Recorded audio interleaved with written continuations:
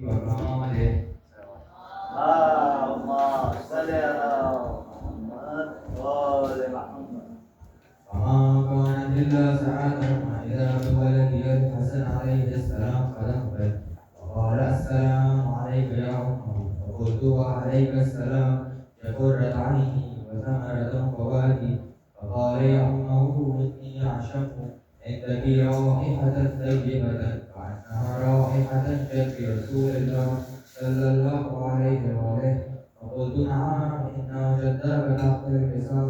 فأقبل الحسن نحو الحصار وقال السلام عليك يا جداه يا رسول الله، أتعبدني أن أدخل معك تحت الحصار؟ فقال وعليك السلام يا ولدي ويا صاحب حوضي، قد أذنت لك. فدخل الحسن معه تحت الحصار. اللهم صل على محمد وآل محمد. وما كانت إلا ساعة وإذا بولدي الحسين قد أقبل وقال السلام عليك يا عمر، فقلت وعليك السلام يا ولدي ويا قرة عيني وثمرة فؤادي. فقال لي يا عمر إني عشقت عندك رائحة طيبة وعنها رائحة جد رسول الله صلى الله عليه وآله. فقلت نعم إن جدك وأخاك تحت الكساء. فدان الحسين نحو الكساء وقال السلام عليك يا جدار، السلام عليك يا ملك الله، أتعبدني أن أكون معكما تحت الكساء؟ فقال وعليك السلام يا ولدي ويا شافع أمتي، قد أذنت لك. فدخل الحسين معهما تحت الكساء. اللهم صل على محمد وآل محمد. فأقبل عندك ذلك عبد الحسن بن أبي طالب فقال السلام عليك يا بنت رسول الله. فقلت وعليك السلام يا عبد الحسن ويا أمير المؤمنين. فقال يا فاطمة إني أشم عندك رائحة طيبة وأنها رائحة أخي وابن عمي رسول الله صلى الله عليه وآله. فقلت نعم ها هو مع ولديك تحت الكساء. فأقبل عليهم نحو الكساء وقال السلام عليك يا رسول الله، وأتعبدني أن أكون معكم تحت الكساء؟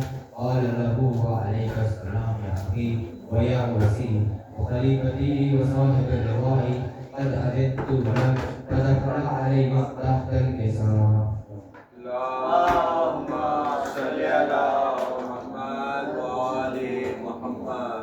ثم أتيت نحو الكساء وقلت السلام عليك يا عبده يا رسول الله، أتعبدني أن أكون معكم تحت الكساء؟ قال وعليك السلام يا بنتي ويا بدعتي، قد أذنت لك. فدخلت تحت الكساء. اللهم صل على محمد وآل محمد. فلما اطمأنا جميعا تحت الكساء أخذ أبي رسول الله بطرف الكساء وأومى بيده اليمنى إلى السماء وقال اللهم إن هؤلاء أهل بيتي وخاصتي وحامتي، لحمهم لحمي ودمهم دمي، يؤلمني ما يؤلمهم ويحزنني ما يحزنهم. أنا حرب لمن حاربهم وسلم لمن سالمهم وعدو لمن أعداهم ومحب لمن أحبهم. إنهم مني وأنا منهم. واجعل صلواتك وبركاتك ورحمتك وغفرانك ورضوانك علي وعليهم أذهب الرجس أهل البيت ويطهرهم تطهيرا. اللهم صل على محمد وآل محمد. فقال الله عز وجل يا ملائكتي ويا سلطان السماوات إني ما خلقت سماء مبنية ولا أرضا مدية ولا أمرا منيرا ولا شمسا مدية ولا فلكا يدور ولا بحر يجري ولا فلكا يسري إلا بمحبة هؤلاء الخمسة الذين هم تحت الكساء. اللهم صل على محمد وآل محمد. فقال للأمير إبراهيم يا ربي ومن تحت الكساء؟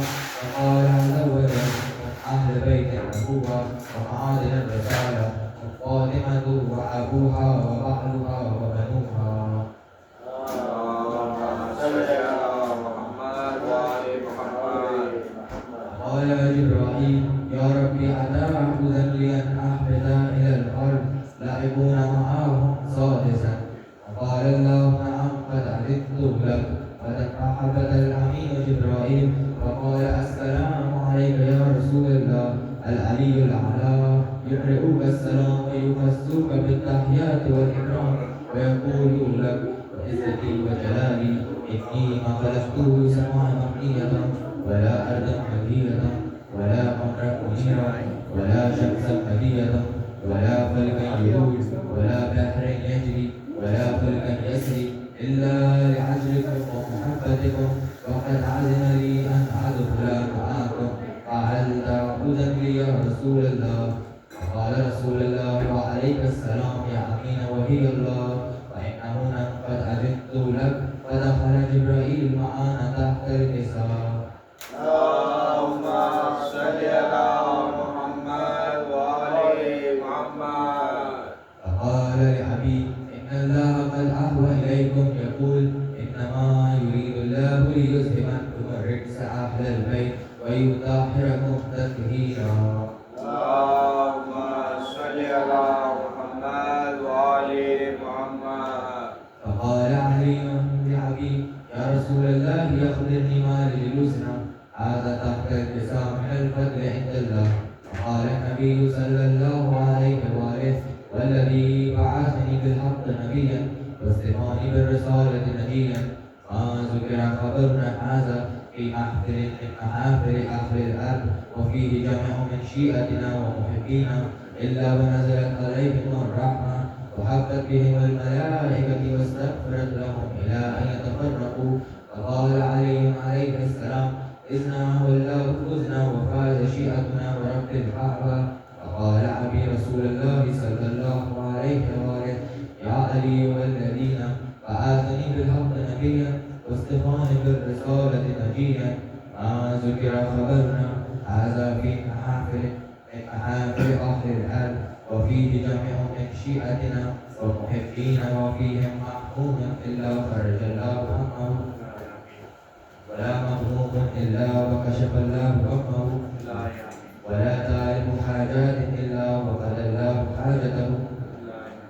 فقال علي عليه السلام إذنا والله فزنا وسئلنا وكذلك شيئتنا قالوا وسئلوا في الدنيا والآخرة ورب الكعبة.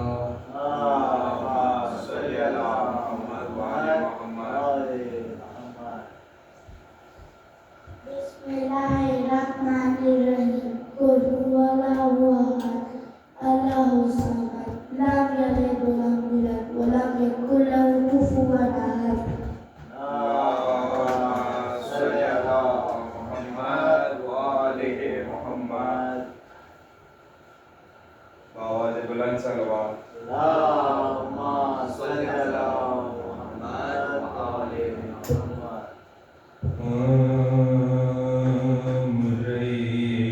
پیدا ہوا تھا سمسن کے واسطے اور بنا خنجر چلے تشنا دہن کے واسطے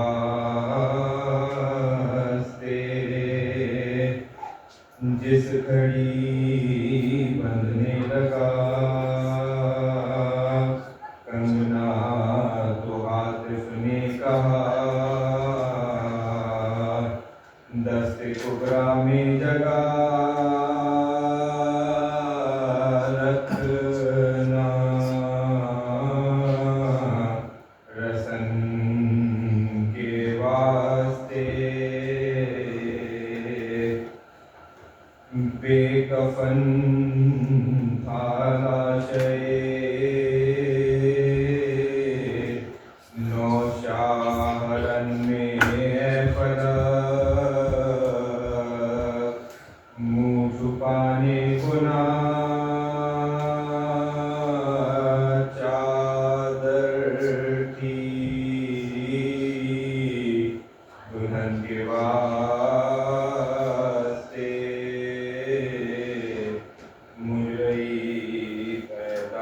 ہوا تھا. ایک سلوات ہے.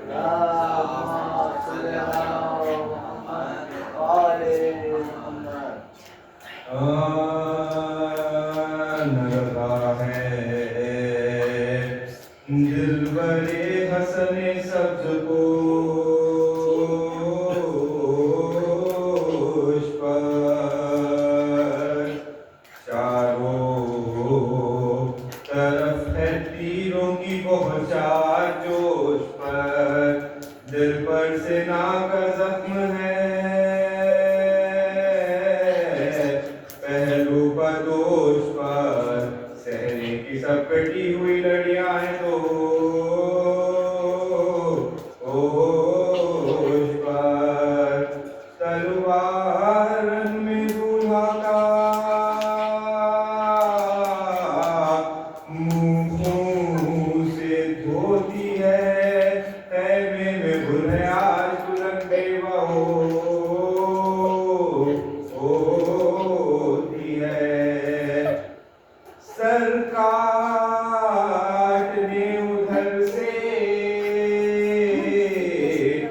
بڑے فوج کے سوار دوڑے ادھر سے شاہ علم کر کے ذوالفقار تھے ساتھ ساتھ اکبرو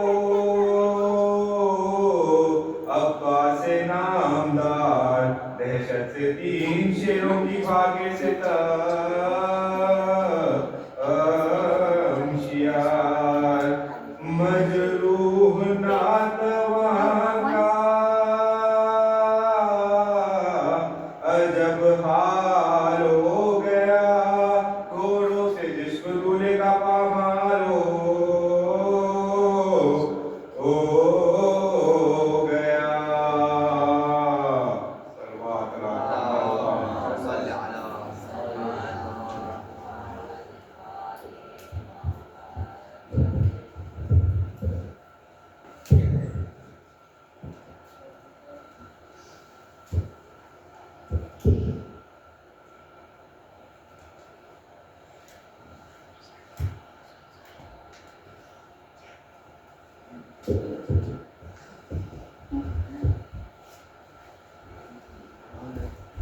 لا حول ولا قوة إلا بالله العلي العظيم. أعوذ بالله من الشيطان اللعين الرجيم. بسم الله الرحمن الرحيم. الحمد لله رب العالمين.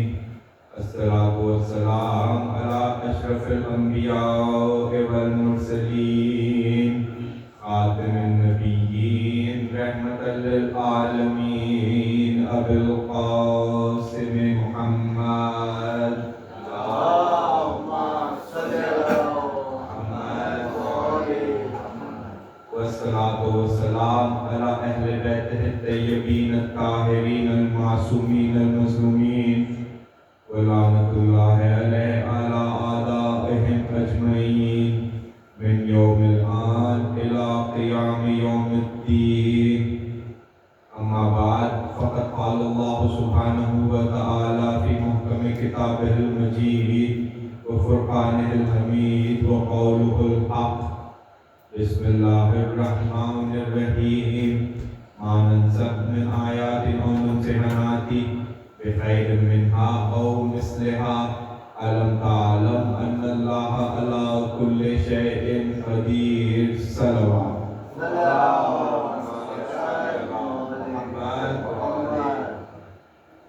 عزیزان محترم، محبان آل اطہار، جانثاران آل حیدر کرار،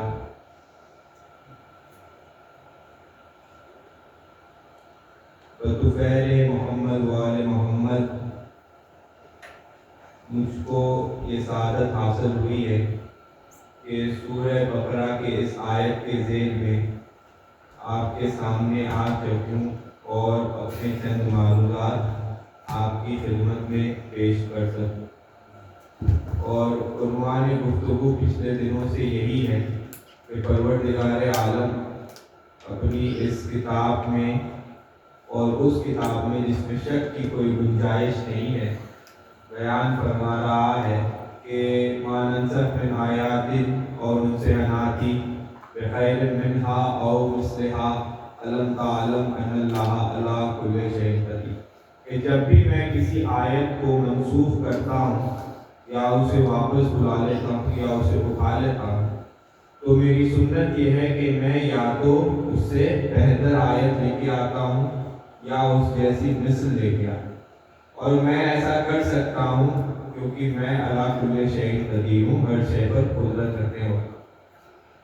اسی موضوع کی آج 7ویں تقریر آپ اس بابرکت جگہ پر سماعت فرمانے جا رہے ہیں، اور پچھلے 7 دنوں میں ہم نے اس آیت کے علاوہ قرآن مجید کی اور کئی آیات سے استفادہ کرتے ہوئے ہدایت کو حاصل کیا، اور اس کے علاوہ ہم کچھ نتائج تک بھی پہنچے۔ کل کی گفتگو میں نے بات کو یہاں لا کر روکا تھا کہ پروردگار عالم نے ایمان والوں کے لیے نشانی بنایا تھا فرعون کی بیوی، یعنی سمجھ یہ آیا اس بات سے کہ پروردگار عالم آیات کے معنی صرف آیت قرآنی کے نہیں ہیں، بلکہ ہر اس چیز کو آیت کہا جا سکتا ہے جو اس روح عرض پر اللہ کے ہونے کی نشانی ہے۔ اور گزشتہ دنوں میں ہم نے یہ بھی بیان کیا تھا کہ آل محمد علیہ السلام پروردگار کی آیات میں سب سے واضح اور کبیر اور کبریٰ آیتیں ہیں۔ اچھا، کیونکہ یہ موضوع اتنا وسیع و بلیغ ہے کہ اس موضوع کے کئی ساری باتیں مجھ سے رہ گئی، اور درمیان میں صرف اب 2 تقریریں رہ گئی ہیں، تو جتنا مجھ سے ہو سکوں گا میں کوشش کروں گا کہ اس موضوع کو پہنچایا جا سکے آپ کی اذہان تک، لیکن جو باتیں رہ گئی پھر انشاءاللہ اگر پروردگار نے یہ چاہا اور مالکنی شہزادی کونین کا حکم ہوا تو وہ باتیں آپ کے خدمت میں بیان کریں، کیونکہ میں بہت جلدی سے اپنی موضوع کی طرف آ رہا ہوں کیونکہ وقت میں بھی بالکل گنجائش نہیں رہی۔ تو آج میرا دل یہ چاہ رہا ہے کہ تھوڑی سی گفتگو اس حوالے سے ہو، کیونکہ ہم نے یہ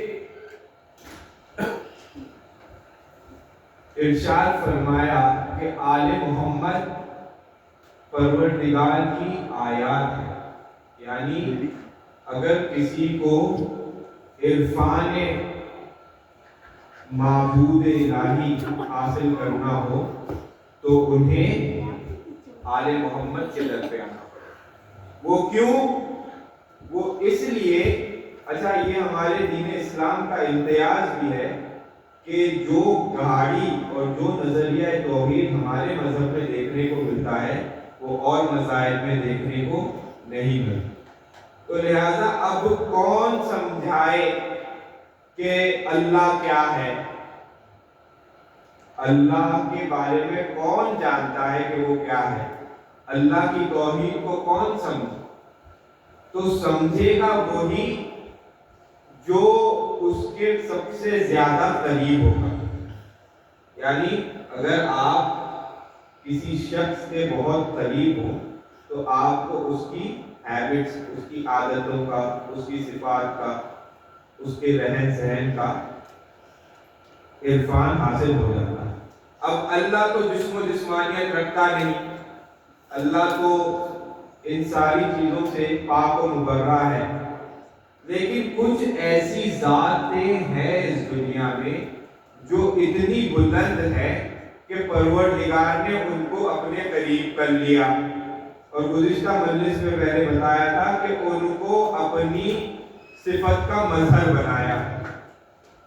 تو اب یہ اگر ہمیں جاننا ہو کہ آل محمد پروردگار کے کتنے قریب ہیں، تو اگر قربت ہمیں ناپنی ہے تو عربی میں قریب ہونے کی 4 منزلیں، 4 لفظ استعمال ہوتے ہیں۔ پہلے قرب، دوسرا دن، تیسرا لدن اور چوتھا اندیت۔ یعنی قرب کسے کہتے ہیں؟ قرب اسے کہتے ہیں کہ کوئی چیز شے آپ کے اتنے قریب ہو جائے کہ آپ کو صاف نظر آنے لگے۔ جیسے اب یہ جو سامنے میرے بینر لگا ہوا ہے یہ میرا قرب ہے، کیوں؟ کیونکہ یہ میرے اتنے قریب ہے کہ مجھے صاف نظر آ رہا ہے۔ اچھا، اس کے بعد قریب ہونے کی ایک اور منزل، اس کے آگے کی منزل کیا ہے؟ کہا کہ طرف۔ طرف کسے کہتے ہیں؟ طرف اس شے کو کہتے ہیں جو آپ کے اتنے قریب ہو کہ آپ کے ہاتھ کے دسترس میں ہو۔ مثلا یہ جو مائک ہے یہ میرا قرب بھی ہے اور میرا طرف بھی ہے، یعنی اتنی قریب ہے کہ میرے ہاتھ کی دسترس میں ہے۔ اب اس کے آگے کی منزل کیا ہے؟ وہ کہتے ہیں، اچھا جیسے قرآن مجید میں پروردگار نے ارشاد فرمایا کہ جو جنتی جنت کا میوہ کھائے گا وہ منزل درس پر ہوگا، مطلب وہ ہاتھ بڑھائے گا اور میوہ اس کے ہاتھ میں آئے گا۔ یہ بات واضح ہو رہی ہے؟ کیونکہ آج ذرا سطح عمومی سے بلند ہو کر ہم نے گفتگو کرنی ہے، کیونکہ تذکرہ بھی اس ذات کا ہے جو سب سے اکبر ہے۔ تو کہیں بھی آپ کو کوئی بات پریشان کر رہی ہو تو مجھے فوراً اطلاع دے دیجیے گا۔ اور مجھے دیکھیں آپ کی ذوق سماعت پچھلے 6 دنوں میں جو بہترین انداز سے آپ سن رہے ہیں، تو آپ کی ذوق سماعت پر یقین رکھتے ہوئے میں نے یہ ضرورت کی کہ میں نے سوچا کہ اس موضوع کو بیان کیا جائے۔ اچھا، طرف جو ہاتھ کی دسترس میں ہو، اس کے آگے کی منزل کیا؟ وہ کہتے ہیں لدن۔ اب لدن کسے کہتے ہیں؟ لدن کی مثال اگر سمجھنی ہو تو ایسے سمجھیے کہ یہ جو لباس ہے یہ میرا قرب بھی ہے، میرا لدن بھی ہے، میرا طرف بھی ہے اور میرا لدن بھی، یعنی ایسے متصل ہو جائے، اتنا قریب ہو جائے۔ یہ میرے جسم پہ ہے، میرے جسم کے ساتھ بھی ہے اور میں بھی نہیں، اتنا قریب ہو جانا۔ اب اس کے آگے کی منزل ہے اور وہ منزل ہے منزل اندیت۔ اب یہاں یہ جو منزل ہے یہ بڑی پریشان کرنے والی منزل ہے۔ آپ کا سوال کرنا مجھ سے بنتا ہے کہ قبلہ آپ نے تو کہا کہ لدن تو لباس ہوتا ہے، اب اس سے آگے لباس کے آگے تو جسم ہی ہوتا ہے، تو پھر اب یہ اندیت کیا ہے؟ اندیت کو ایسے سمجھیے کہ میڈیکل سائنس کا دور آج کل چل رہا ہے، ٹیکنالوجی بہت ایڈوانس ہو چکی ہے۔ آپ کسی بھی ہاسپٹل میں مجھے لے کے جائیے، وہ میرے اسکین کر لے گا، میرے اندر جسم کی اندر کی ہڈیوں کو دیکھ لے گا، رگوں کو دیکھ لے گا، لیکن وہ کوئی بھی مشین ایسی ابھی تک موجود نہیں جو میرے اندر سے میرے الفاظ ڈھونڈ کے نکالے۔ بات واضح ہو رہی ہے؟ کوئی مشین ایسی، حالانکہ اتنی ٹیکنالوجیکل ایڈوانسمنٹ کے بعد کوئی ایسی مشین موجود نہیں جو میرے اندر سے میرے الفاظ ڈھونڈ کے نکالے۔ میں ارادہ کرتا ہوں، میں 1 سیکنڈ کے کروڑویں حصے میں ارادہ کرتا ہوں، اور جیسے ہی میں ارادہ کرتا ہوں وہ الفاظ میری زبان سے ظاہر ہو جاتے ہیں۔ بس اب سمجھیے کہ آل محمد ہے پروردگار کی اندیت، کہ پروردگار جیسے ہی ارادہ کرتا ہے آل محمد ظاہر ہو جاتے ہیں۔ ایک صلوات بھیجے محمد پر۔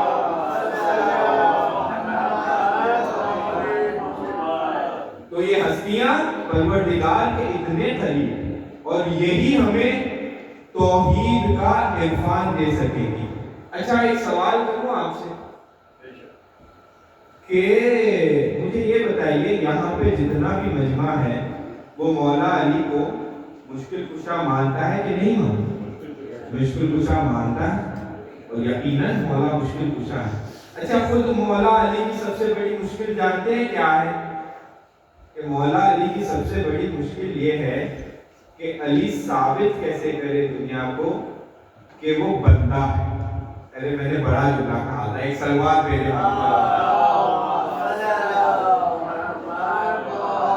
کیونکہ علی مظہر الہی ہے، اللہ نہیں، اللہ کی صفات کا مظہر۔ اب علی ثابت کیسے کرے کہ وہ بندہ ہے، یہ سب سے بڑی مشکل ہے۔ اور خود رسول کی حدیث موجود کہ یہ وہ ذات باری تعالیٰ ہے مولا علی کہ ان کے اتنے فضائل ہیں کہ دشمنوں نے بھی ان کے فضائل چھپائے ہیں اور دوستوں نے بھی۔ دشمنوں نے حسد میں مولا علی کے فضائل چھپائے، دوستوں نے ڈر کے مارے مولا علی کے فضائل چھپائے، اور نبی نے یہ کہہ کے فضائل چھپائے کہ یا علی اگر مجھے آپ کے فضائل کے بارے میں یہ خوف نہ ہوتا کہ لوگ آپ کے ساتھ وہی عقیدہ منسوخ کر لیتے جو انہوں نے مریم کے بیٹے عیسیٰ کے ساتھ کیا، تو میں آپ کے فضائل کھل کے بیان کرتا۔ ایک سلوات پہ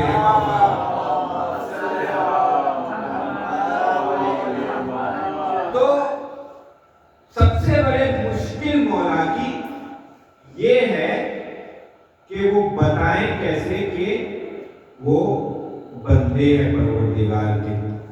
اچھا اگر اب یہ بات مولا کو سمجھانی ہے تو گزشتہ مجلسوں میں نے کہا تھا کہ ہمیں اللہ کے ہونے کی نشانی علی کی پیشانی سے ملی، تو آپ کے ایک امام معصوم ہے، چوتھے امام امام علی ابن الحسین علیہ السلام۔ اس امام کے دو القاب بڑے مشہور ہیں، پہلا سید الساجدین، دوسرا زین العابدین، یعنی ایک وقت میں ایک امام زین العابدین بھی ہے، سید الساجدین بھی ہے، یعنی عبادت کرنے والوں کی زینت اور سجدہ کرنے والوں کا سردار۔ اچھا اس امام کی سجدوں کا عالم یہ تھا کہ مولا نے ایک باغ بنایا، اور جب باغ بنایا کھجور کا، تو جب کھجور کا بیج بوتے تو 2 رکعت نماز پڑھتے سجدہ کرتے، اب جتنے بیج بوئے اتنی بار نماز پڑھی، اس کے بعد جب وہ کھجور کے پیڑ بڑے ہوئے پھر شکرانے کی ہر پیڑ کے نیچے 2 رکعت نماز پڑھی، جیسے ہی ان پیڑوں نے پھل دینا شروع کیا پھر ہر پیڑ کے نیچے 2 رکعت، یعنی اتنی عبادت کیا کرتے تھے کہ ان کی عبادت کے چرچے پورے عرب میں مشہور ہو گئے۔ ایک شخص آیا چوتھے امام کی بارگاہ میں، جیسے ہی آیا تو اس نے آ کے امام کو سلام کیا اور سلام کر کے مولا سے کہا کہ مولا جتنی عبادت پروردگار کی میں نے آپ کو کرتے ہوئے دیکھا ہے، اتنی عبادت میں نے کسی اور کو پوری کائنات میں کرتے ہوئے نہیں دیکھا۔ بس یہ سنا، امام حجرے میں گئے، اپنی بستر کے نیچے سے دیوان علی لے کر، یعنی مولا علی کی ڈائری دیوان علی لے کر آئے اور اس کے سامنے رکھا اور کہا کہ تو مجھے سمجھتا ہے کہ میں سب سے بڑا عابد ہوں، یہ دیوان پڑھ اور پڑھ کے دیکھ میرے دادا علی کی عبادتوں کی کیا مطلب۔ تو جہاں سید الساجدین اور زین العابدین جیسا مولا یہ کہہ رہا ہو، جس کو دنیا کہہ رہی ہو کہ آپ سے زیادہ عابد میں نے اس پوری کائنات میں نہیں دیکھا، وہ کہہ رہا ہے کہ میں نے علی سے بڑا عابد پوری کائنات میں نہیں دیکھا۔ ایک سلوات ہے یعنی تاریخ میں ملتا ہے جب مولا نماز کا ارادہ کرتے تو مولا کے جسم میں ایک لرزہ طاری ہوتا، چہرہ زرد ہو جاتا اور ایسے لگتا کہ روح پرواز کر جائے۔ کیوں؟ کیونکہ یہ وہ ذات تھی جس کو اللہ کی وجود کی معرفت تھی۔ مولا جانتے تھے کہ میں مظہر الہی تو ہوں، لیکن اب جب نماز کے لیے جا رہا ہوں تو اس کی بارگاہ میں جا رہا ہوں جو احسن الطالبین ہے۔ ایک سلوات بھیجے محمد۔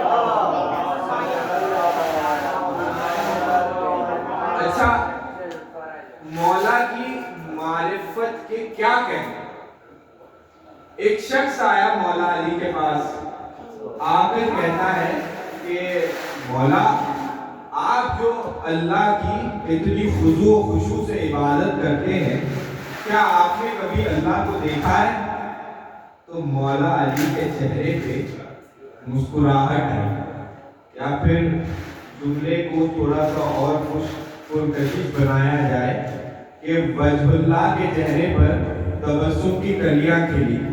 مولا مسکرائے اور مسکرا کے اس کو جواب دیا کہ علی ایسے خدا کی عبادت ہی نہیں کرتا جس کو دیکھا نہ ہو. اب جب یہ سنا تو پریشان ہو گیا. اچھا امام اسی کو کہتے ہیں، مولا نے اس کی دل کی حالت کو دیکھ لیا اور دیکھ کر جب اس مولا کو یہ احساس ہوا کہ اس کا ظرف عقیدت چھلکنے لگا ہے، تو مولا نے کہا کہ میں نے اپنے اللہ کو دیکھا تو ہے لیکن اس معنی میں نہیں جس میں تو سمجھ رہا ہے. کہ مولا کیسے دیکھا ہے؟ کہا کہ میں نے اپنے اللہ کو اپنی ان دونوں آنکھوں سے نہیں، اپنے دل کی آنکھوں سے دیکھا ہے. ایک صلوات دے دے محمد بھائی. کسی کا یہ دعویٰ ہو پوری عالم اسلامی تو مجھے تو بتائیے کہ کسی نے یہ دعویٰ کیا ہو کہ وہ اللہ کو جانتا ہے، وہ اللہ کو پہچانتا ہے، اس کو پتا ہے کہ اللہ کو کیسا ہونا چاہیے. کوئی ہے جو اس نے یہ دعویٰ کیا؟ یہ آپ کے مولا کی شان ہے. فخر سے کہا کیجئے کہ آپ مولا علی کے ماننے والے ہیں. امام کی مناجاتوں میں سے ایک مناجات ہے مولا علی کی کہ جب مولا نے سر سجدے میں رکھا اور سر رکھ کے سجدے میں اپنے پروردگار سے مناجات کر رہے ہیں، اور مناجات میں یہ کہہ رہے ہیں کہ میرے پروردگار تو ویسا ہی معبود ہے جیسا تجھے ہونا چاہیے تھا، اب مجھے ویسا بندہ بنا دے جیسے تجھے چاہیے. یعنی جملہ کیا کہہ رہا ہے کہ علی کہہ رہے ہیں کہ تو ویسا ہی میرا پروردگار ہے جیسا میں نے چاہا. یعنی علی کو اس خدا کی عبادت ہی نہیں کرتا جس کو علی چاہتا نہ ہو. اچھا جملہ یہاں ایک کہنے کا جی چاہ رہا ہے اور بڑا عرفان والا جملہ ہے اور آپ کے سمین قلب میں گزرے گا اور آپ کو بڑا پسند آئے. جو علی، جس علی کو یہ پتا ہو کہ اس کے پروردگار کو کیسا ہونا چاہیے، کیا اس علی کو یہ نہیں پتا ہوگا کہ اس محمد کے خلیفہ کو کیسا ہونا چاہیے؟ ایک صلوات دے دے محمد والے.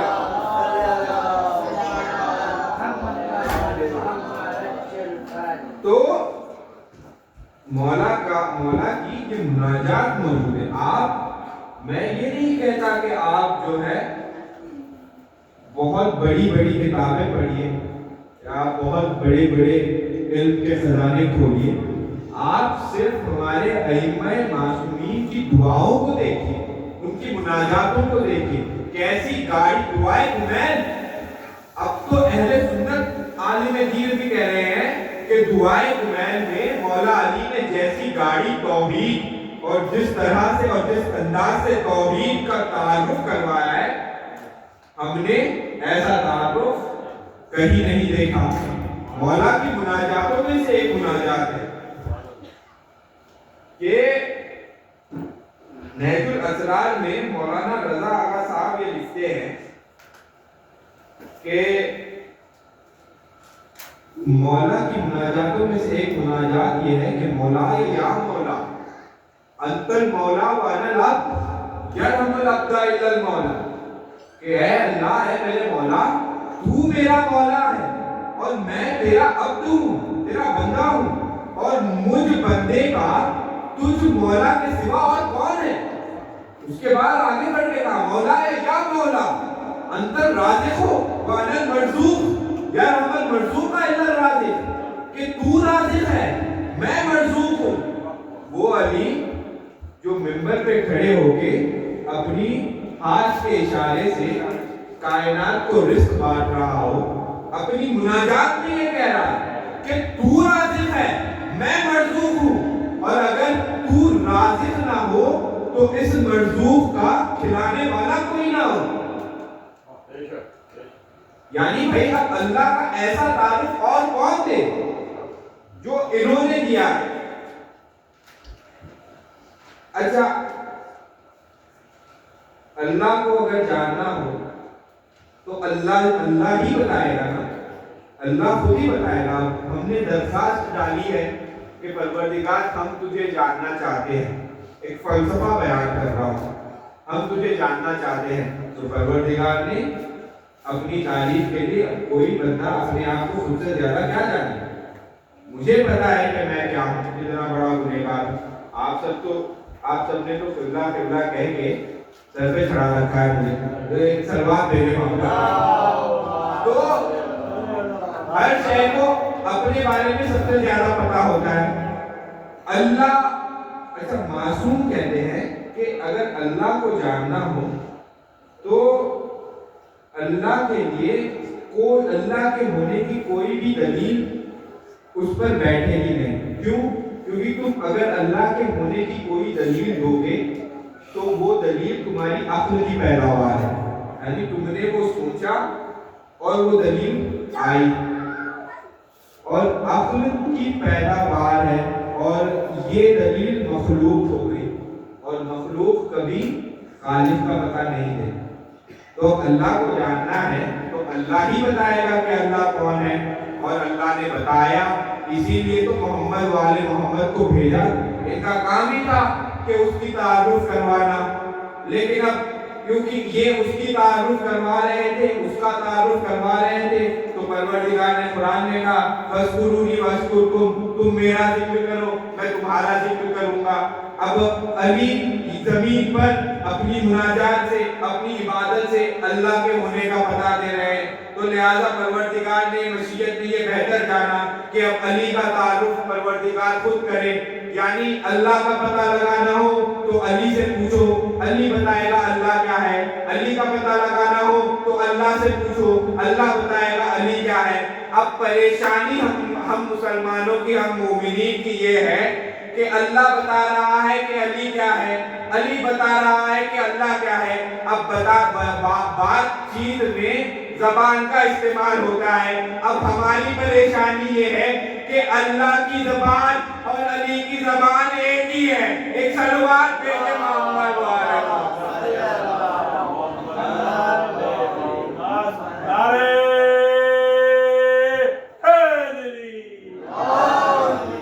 تو بھائی یہ خاندان باب مدینۃ العلم، قرآن کو جاننا ہو تو اس خاندان کے درمیان، اللہ کو پہچاننا ہو یہ خاندان بتائے۔ کیوں؟ کیونکہ قرآن ناطق ہے اور یہ قرآن صامت ہے، اور جہاں قرآن ناطق چپ ہوتا ہے وہاں سے قرآن صامت بولنا شروع کرتے ہیں۔ میں ہمارے ائمہ کی تو بات ہی نہیں کر رہا، میں تو ہمارے اس گھرانے کے کم سے بچے ایسے ہیں۔ مثلا پروردگار نے ایک آیت نازل کی کلو نفس ذائقۃ الموت، کہ ہر شے کو موت کا مزہ چکھنا ہے۔ اچھا، جب یہ آیت نازل ہوئی تو پورے عالم اسلامی کو میں نے جانا، مجھے کہیں بھی ولایت علی میں مرنے کا مزہ کیا ہوتا ہے موت کا پتہ نہیں لگا۔ ہاں، لیکن جب میں شب عاشور تک پہنچا تو ایک شہزادہ تھا جس نے اس آیت کو واضح کیا، اور وہ فرزند حسن شہزادہ قاسم تھے، کہ جب امام حسین نے پوچھا کہ میرے لال تمہارے نزدیک موت کیسی ہے، تو کہا چچا جان اس وقت ہمارے نزدیک موت شہد سے زیادہ شیریں ہے۔ یعنی اس شہزادے نے بتایا کہ اگر ولایت علی پر موت آئے اور حق کا دفاع کرتے ہوئے موت آئے تو وہ موت کا ذائقہ شہد سے زیادہ شیریں ہوتا ہے۔ بس عزیزان محترم، وقت میں بالکل گنجائش نہ رہی، اور آج آپ کے رونے کے لیے یہ ایک جملہ کافی ہے کہ آج 7 محرم ہو گئی اور آج سے خیام حسینی میں العطش کی صدائیں بلند ہو چکی اور کربلا میں حسین کے بچے بھوک و پیاس کی شدت سے تڑپ رہے ہیں اور اس خیمے سے اس خیمے اپنے ہاتھوں میں خالی کوزے لیے جاتے ہیں. کہیں سے پانی نہیں ملتا تو یہ بچے وہی زمین پر لیٹ کر سو جاتے ہیں.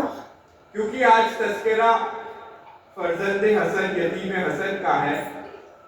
جتنا جذبہ اس شہزادے کو اپنے چچا کی نصرت کا تھا اتنا جذبہ میں نے کسی اور شہید میں کربلا میں نہیں دیکھا جو ان کا ہمسن. یعنی اس شہزادے کی مخصوص صیت یہ ہے کہ اس شہزادے کی شہادت میں خود حسین کی شہادت بھی موجود ہے, زینب کی شہادت بھی موجود ہے, عباس کی شہادت بھی موجود ہے. دیکھیے ایک شہادت ہوتی ہے شہادت ظاہری کہ تلوار کے جنگ کے میدان میں گئے, تیر و نیزے و برچیاں کھائی اور شہید. ایک شہادت ہوتی ہے شہادت باطنی, یعنی کچھ واقعات کا زندگی میں پیش آنا اور کچھ واقعات کا اس قدر انسان کے قلب پر اثر انداز ہونا کہ انسان یہ سوچنے پر مجبور ہو جائے کہ ہائے کیا ہم بس اس دن کے لیے زندہ رہ گئے تھے.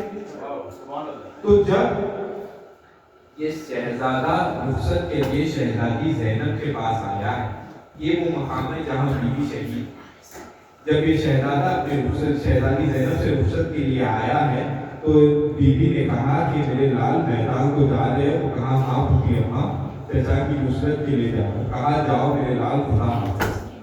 شہزادے قاسم آگے بڑھے, نہ جانے کچھ یاد آیا.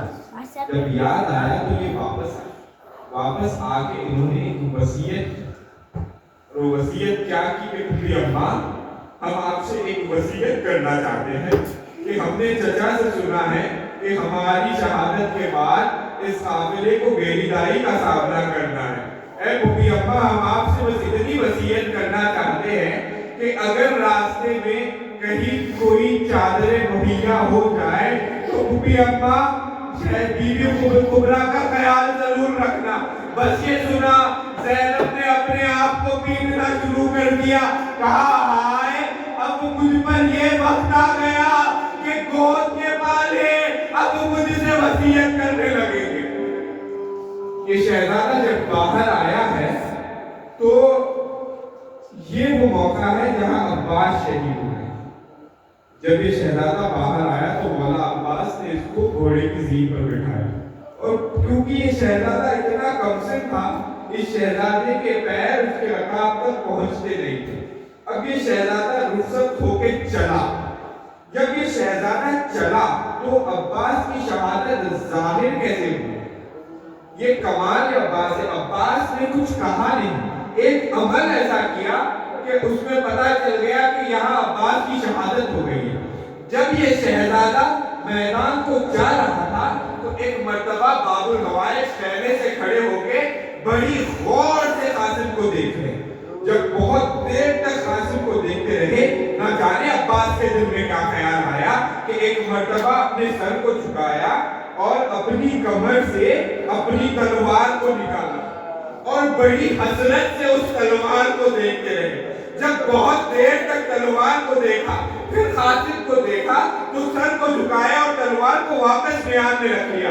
میرا دل یہ کہتا ہے کہ شاید عباس یہ سوچ رہے ہو ہائے میری غربت کہ گود کے پالے میدان میں لڑنے کو جا رہے ہیں اور میں کھڑا دیکھ رہا ہوں, ہائے مجھے جنگ کی اجازت نہیں مل رہی. یہ شہزادہ آیا, اس نے جنگ کرنا شروع کی اور بڑی جانفشانی سے جنگ کی, حتیٰ کہ شام کے سب سے بڑے پہلوان ارطغرل شامی کے 4 بیٹوں کو اور خود ارطغرل شامی کو واصل جہنم کیا. جب یہ واصل جہنم کر چکا تو یہ شہزادہ فوج کے قلب میں داخل ہو اور اتنی شدت سے جنگ کر رہے ہیں کہ اپنے آپ کو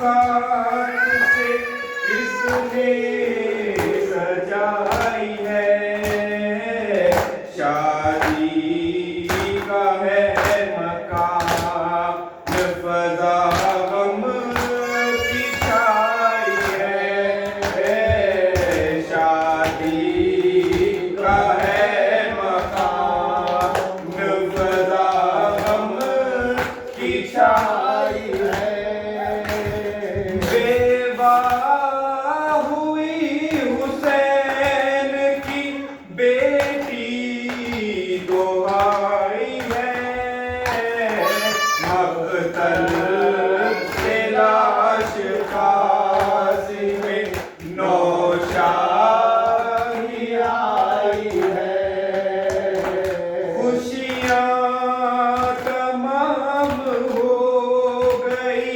آنسو بہائیے دلہن کو لا کے فرش عزا پر بٹھائیے شادی کی رسم ہو چکی بیوہ بنائیے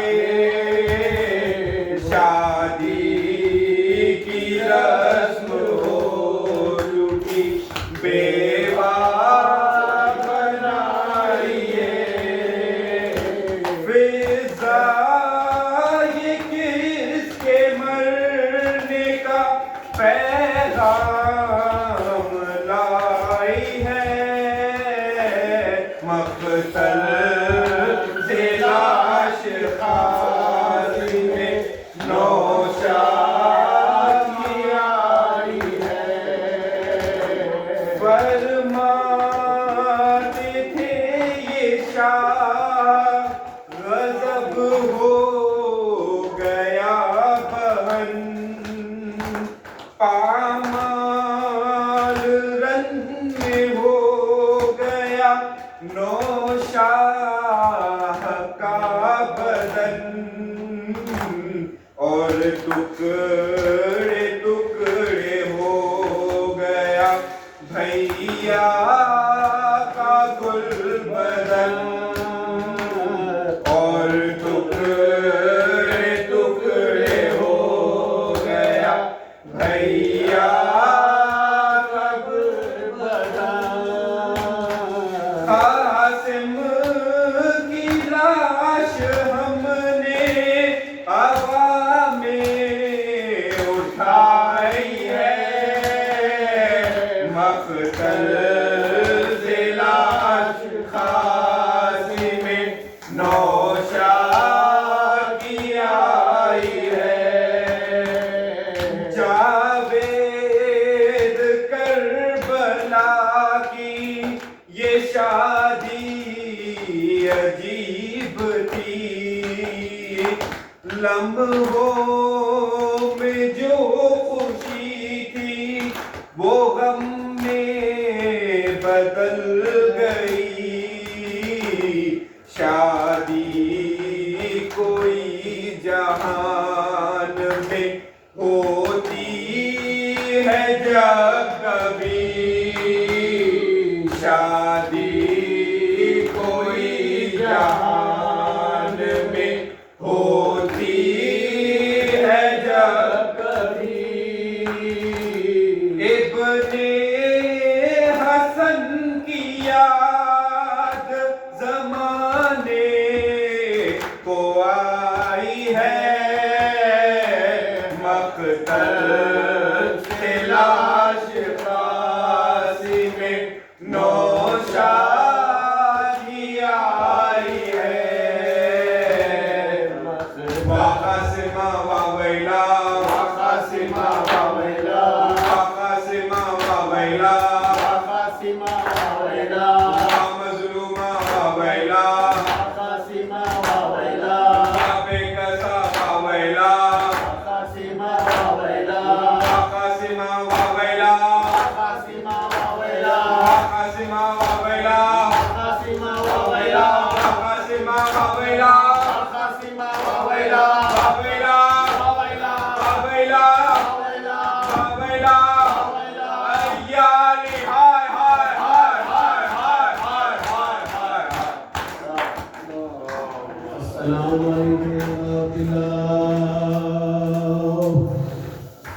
عليك يا رسول الله السلام عليك يا نبي وبسيد المرسلين السلام عليك فاطمة الزهراء سيد نساء العالمين السلام عليكم ورحمة الله وبركاته السلام عليك يا مولاي ابن مولاي السلام عليك يا غريب الغرباء السلام عليك يا سلطان ولد السلام عليك يا أبو الحسن يا علي بن مسلم الله ورحمة الله وبركاته السلام عليك يا حضرت ابن فضيل آباد باب الوائس سكينة صبر بني هاشم السلام عليكم ورحمة الله وبركاته السلام عليك يا صاحب العصر والزمان السلام عليك يا خليفة الرحمن السلام عليك يا شريك الرحمن السلام عليك يا إمام سر الجان السلام عليك يا نزل الإيمان السلام عليك يا إمام زمانك هذا أجل الله تعالى فرجك وأسأل الله تعالى مخرجك وظهورك السلام عليكم ورحمة الله وبركاته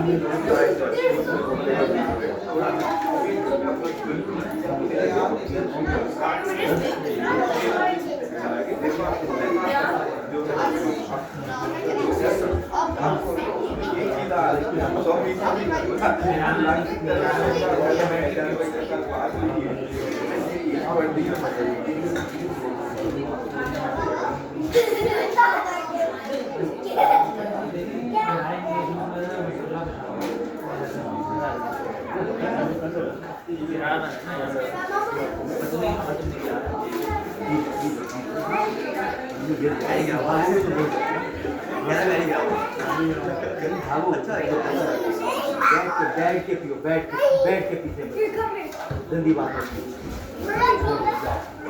I'm Dora the Explorer. I'm Dora the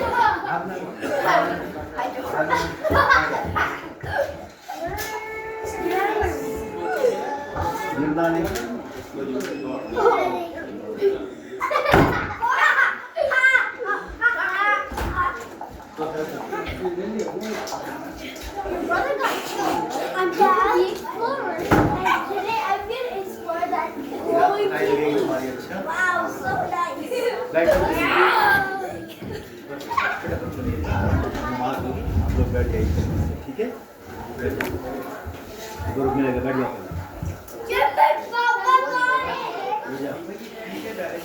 नमाज हो रही है। मजलिस हो रही है। चलिए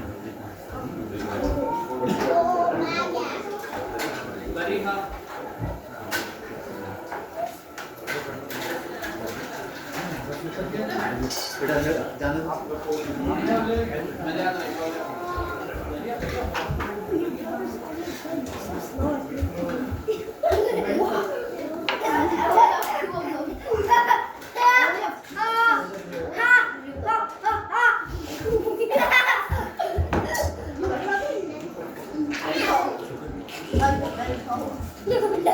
बेटा रास्ते से निकले आप लोग